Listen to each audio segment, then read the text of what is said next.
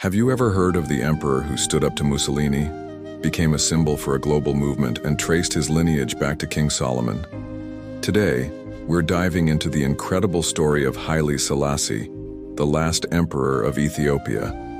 Born Tafari Makonnen in 1892, his journey to the throne was anything but simple.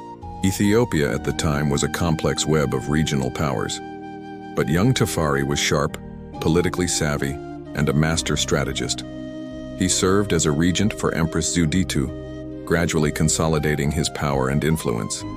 He was a modernizer at heart, and he knew Ethiopia needed to change to survive in a rapidly evolving world. In 1930, following the empress's death, he was crowned Emperor Haile Selasi I, King of Kings, Lord of Lords, conquering lion of the tribe of Judah. The coronation was a spectacular event, signaling a new era for one of Africa's oldest nations. As emperor, Selasi immediately got to work. One of his first major acts was to introduce Ethiopia's first written constitution in 1931. This was a monumental step, establishing a parliament and moving the country towards a more modern, centralized form of government. He was passionate about education, believing it was the key to his nation's progress. He established schools, including the first university in Ethiopia, and sent promising students abroad to bring back new skills and knowledge. He also worked tirelessly to abolish feudal practices, aiming to create a more just and equitable society for all Ethiopians. But his biggest test came in 1935 when fascist Italy, under Benito Mussolini, invaded Ethiopia. The world watched, but did little.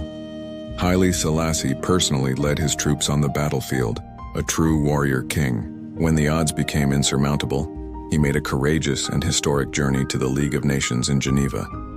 There, he delivered one of the most powerful speeches of the 20th century. He warned the world, "It is us today. It will be you tomorrow." He pleaded for collective security for the world to stand against aggression. While his plea was largely ignored at the time, his words proved prophetic as World War II engulfed the globe just a few years later.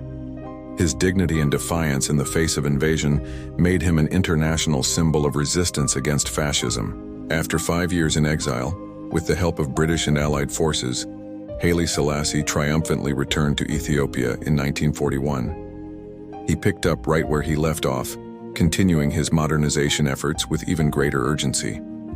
On the international stage, his stature grew immense. He was a key figure in the formation of the United Nations and was instrumental in establishing the Organization of African Unity, with its headquarters placed in Ethiopia's capital, Addis Ababa. He became a respected elder statesman, a voice for African independence and Pan-African unity during the decolonization era. Interestingly, his influence stretched far beyond politics. In Jamaica, a new religious movement known as Rastafari emerged, viewing Haile Selasi as a divine figure, the Messiah prophesied in the Bible.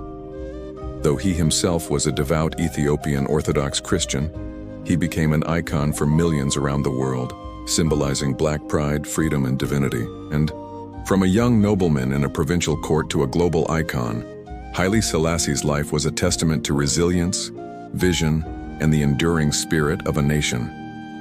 His legacy is complex, debated, and still felt today, not just in Ethiopia, but across the world. Thanks for watching. If you found this story as fascinating as I do, please hit that like button, subscribe to the channel, and ring the bell so you don't miss our next dive into history.